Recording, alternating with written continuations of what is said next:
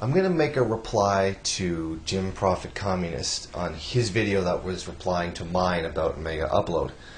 In his video, he makes the point that the government didn't take money back from Megaupload and give it to the people that were supposedly ripped off by copyright, the recording industry people, but that hasn't happened yet.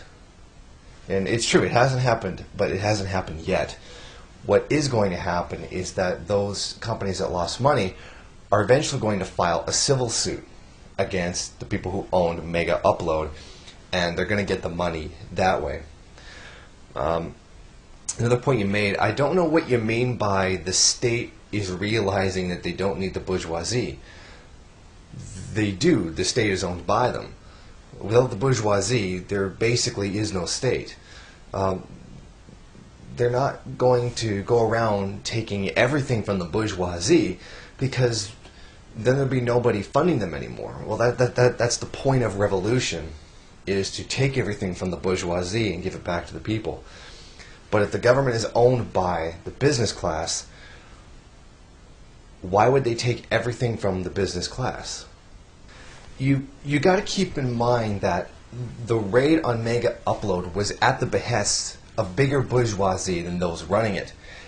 The Megaupload people are worth millions, while the movie and music industry are worth billions. So yes, the bigger bourgeoisie are the ones who won out in this situation.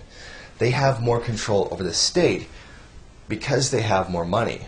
This isn't a case of the government just seizing bourgeois assets and nationalizing them, because that's just not what's happening here. One group of bourgeoisie has gotten over another group of bourgeoisie, and the one with more money and more influence won out. The stuff seized by the state is not going to be owned by the state. It's not state property now. It's probably going to end up in a police auction, and the profits from their sales will be put towards the losses of the two industries that will probably sue. They're not being nationalized and then being used as a form of tax revenue. The Fed's not going to keep the money. It's $500 million that they're claiming that they're owed. The Justice Department says that it's actually more, but that $500 million is just the lower estimate. I mean, once this eventually does go to civil court, it's going to be a hell of a lot of money, and Megaupload, in one way or another, is going to be forced to pay for it. And Megaupload does not have $500 million to pay back. Also, you said that getting rid of Megaupload was a good thing, and I don't think it was. I don't think it was a good thing.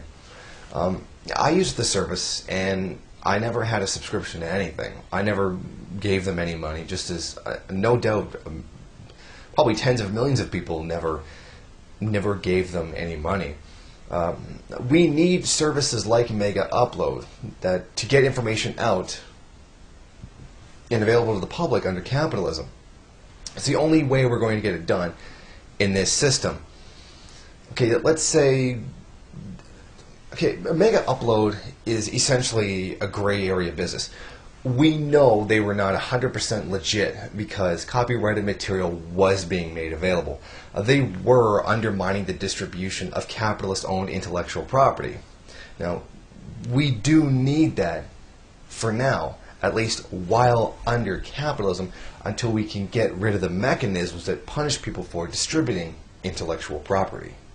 Now, going back to what you said about nationalization, I really don't see how the state is taking Megaupload and nationalizing it. It's not going to be available to the public. The copyrighted material is going to be taken down. And it's not nationalization because the state's not going to run it. The state's not going to own it. They're just going to shut it down.